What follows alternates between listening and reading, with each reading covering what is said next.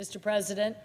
The Senator from Washington. Mr. President, I too want to thank our colleagues for their hard work and their overwhelming support for the passage of this legislation. This legislation will now hopefully go to our House colleagues on the consent calendar on Tuesday, and then very shortly after that to the President's desk. This is historic, bipartisan, bicameral legislation that not only invests in the Federal Aviation Administration, but the National Safety Transportation Board for the next 5 years. It is a record reauthorization to make sure that our safety regulators and our safety investigators make aviation the safety gold standard of the world. This bill not only provides those authorizations, but I believe it gives consumers the right kind of refunds for tickets after 3 hours of delay. It also puts the right safety people on the job, both at our air traffic controller system and at the FAA oversight of manufacturers. By assuring that we have the safest aviation system in America, we are investing in our economy. Aviation contributes more than 5% to our GDP, $1.9 trillion of economic activity, and it supports over 11 million jobs.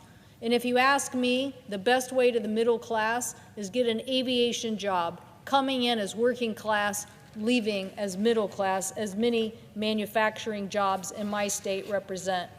Our bill invests in the growth and well-being of that aviation workforce to try to continue to thrive by making education investments in controllers, machinists, engineers, mechanics, pilots, flight attendants, baggage handlers, maintenance workers, and all those that are the backbone of the aviation economy. I want to thank my colleague and partner in this, Senator Cruz, the ranking member of the Commerce Committee, for everything he's done to help pass this landmark legislation. It really was a bipartisan effort, and his efforts were instrumental in helping us get this legislation over the goal line. I too want to thank many of our colleagues. He mentioned our two colleagues, the chair of the subcommittee, Senator Duckworth and Senator Moran, who both played a long and terrific advocacy role on very key sections of this bill, including essential air service and expanding the aviation workforce in our country. I want to thank House Transportation Infrastructure Committee Chairman Graves and Ranking Member Larson from my state for their leadership and dedication to making this a bicameral product and certainly making it bipartisan. I also want to thank President Biden, Secretary Buttigieg, and Administrator Whitaker for their input as we move through this legislation, and Senator Schumer for helping us get this bill to the last phases here and over the goal line. I also want to thank Senators Schumer and Thune, Duckworth and Sinema for helping to negotiate key positions of this bill related to pilot training. Nearly 3 million passengers fly in and out of our airports, and making sure that we have the safest skies by the FAA doing its job is exactly why we needed this bill. This bill implements new safety improvements in that workforce and codifies, as I mentioned, strong consumer protections like refunds. And it provides direction and resources to build a well-trained FAA workforce. I want to thank the hard work of Senators Casey and Fetterman, including in this bill that helps the FAA require airlines to have a secondary cockpit barrier to ensure that safety and security of our flight deck is there. I want to thank Senator Klobuchar for advancing the aircraft runway traffic and landing technologies to prevent near misses, a conversation that has been very much part of this debate. The air surface detection technology helps prevent close calls, and at only 43 airports, this bill was about expanding that as soon as possible because the NTSB said that was one of their #1 recommendations. Our bill will now require the deployment of this technology that will help prevent runway close calls at medium and large hub airports within the next few years.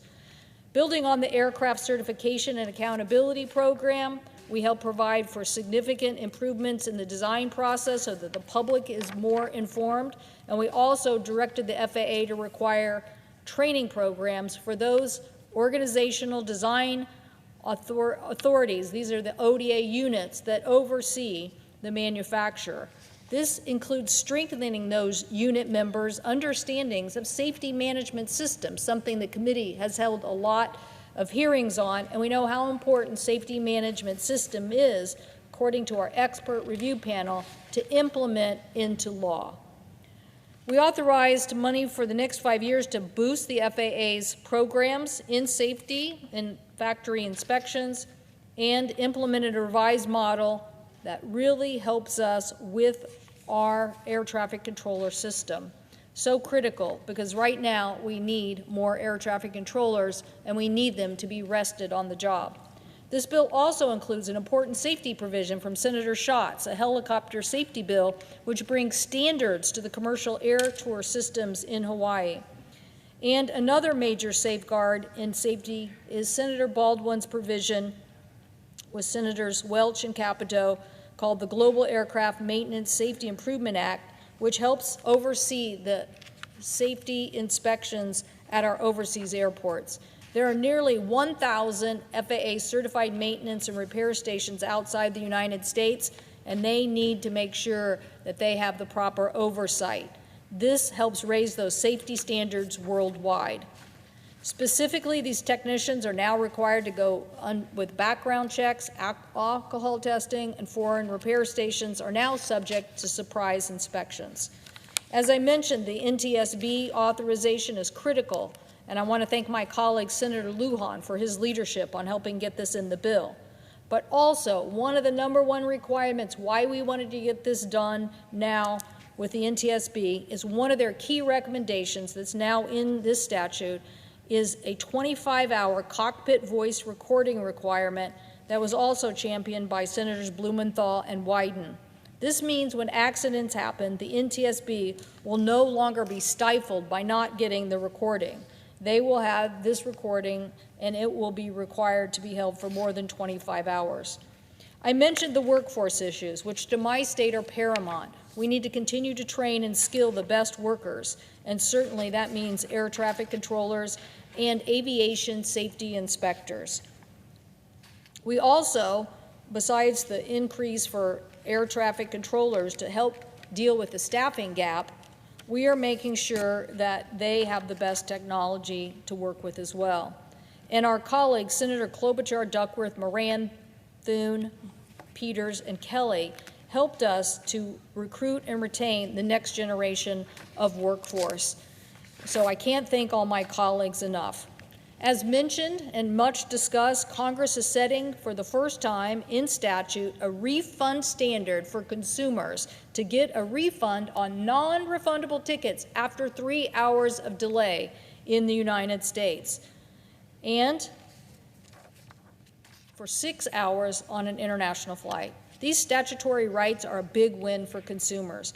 Passengers can just reject vouchers, alternative flights, and get a hassle-free refund. I want to thank Senators Markey and Vance and their provision of the bill that says you cannot charge families extra dollars to sit next to each other, and the fact that they are championing, as Senator Markey and Schatz did, a new office at the Department of Transportation to make sure that airlines receive fines if they don't adhere to those provisions. I also want to thank Senator Duckworth. I can't thank her enough, not just as the ranking member of the committee, but also for her key leadership on so many aspects of this bill. Not only is she a pilot, but she understands the needs of handicapped individuals and made sure that this legislation did a better job of training and skilling people at our airports. She is a true champion of the provisions of this bill dealing with wheelchair damage on flights and ensuring that passengers can safely evacuate a plane if necessary. We will be forever grateful for your many leadership provisions of this legislation. I want to just finally say Senators Tester, Fisher, and Sullivan also worked on essential air service and infrastructure financing improvements to make sure that our airports and rural communities continue to grow, and Senators Peters, Baldwin, and Warnock for championing additional federal resources to help airports dispose of harmful chemicals and replace them for firefighters. My colleague from Texas mentioned the great investments in next-generation technology. Senators Hickenlooper, Rosen, Moran, Thune, Warner, and Wicker, advancing drone technology so that the United States can compete on a world stage, and providing next-generation research for companies like Universal Hydrogen and Zero Avia, who are making great products. So also Senators Thune and Warner, our colleague from Virginia, for the creation of a regulatory path for drones to operate beyond the visual line of sight. That means, yes, we're going to move forward on how drones are going to start delivering home products to us, and I thank them for their hard work. And Senator Rosen for her hard work on a grant program so that states and local governments using U.S. manufactured drones that are used in repairing and fixing critical infrastructure, and Senator Blackburn for her leadership that the FAA is not funneling any drone funding to American adversaries. So you can see, Mr. President, you were part of this process. I thank you for your leadership, certainly in expanding capacity at airports and getting more flights, but also for your great contributions, as I mentioned, in this legislation on PFAS and many other things. This was a committee process. It really was the way the Senate is supposed to work. It really was bipartisan and bicameral, and lots of people got their issues addressed. And they got their issues addressed because we had great staff who were willing to accommodate and work hard and implement those legislative ideas. So I want to thank from our team, the Staff Director of the Commerce Committee, Lila Helms, our General Counsel, Melissa Porter, Rachel Devine, who literally came back about 6-7 months ago to rejoin the Congress, and literally we would not have this bill today if Rachel Devine had not rejoined the effort to work on the Hill. So I thank you, Rachel, for your hard work and dedication. I want to thank Alex Simpson and Gigi Slays. Gigi has been at this for so long, working under many people, and she knows every detail of this bill, and I so appreciate it. Doug Anderson, Lucia Mastrangelo, and our current Sumo Rose Stumo Air Grant Fellow, Amber Willett, Tricia Enright, Ansley Lacidis, Jamie Burgess, Maury Mueller, Drew Hamill, and certainly want to thank Megan Tyree from Senator Schumer's office for helping us through many phases of this. I also want to thank our former staffer, Rance Allman, and detailee from the FAA Airport Office, Rob Hawks, and our Sammy Rose Stumo fellow, who's now over at the FAA, Rukia Hassam, for their hard work on this legislation. I also want to thank Senator Cruz's team, because in all of these negotiations, it was critical to not only have a great understanding of FAA issues, but our colleagues and their priorities and continuing. I'm not saying the Republicans came up with more amendments, but it certainly felt like that for a long time. It felt like you all had a lot of we had a pilot on our side, you had a few pilots on your side. So we processed a lot of amendments. So I too want to thank Brad Grants, Nicole Christus, Simone Perez, Andrew Miller, Matt Swint, Hannah Hagan, and Liam McKenna for their work. And of course, Matt Wiseman and Ben Roadside from Senator Duckworth's team, and Lauren Bates from Senator Moran's. This is a big moment for aviation. We've been through a lot. We have been through a COVID crisis and how to manage our aviation system while we're in that crisis, coming out of the COVID crisis when we may not have had everything correct in the order of how to keep flights and regain the capacity where we were at. And we certainly know that we have had safety issues and concerns that we need to make a big investment. This legislation is that investment in safety standards, in protecting consumers, and advancing a workforce and technology that will allow the United States to be the gold standard in aviation. I thank my colleagues, Mr. President. I yield the floor, and I suggest the absence of a quorum. Roll.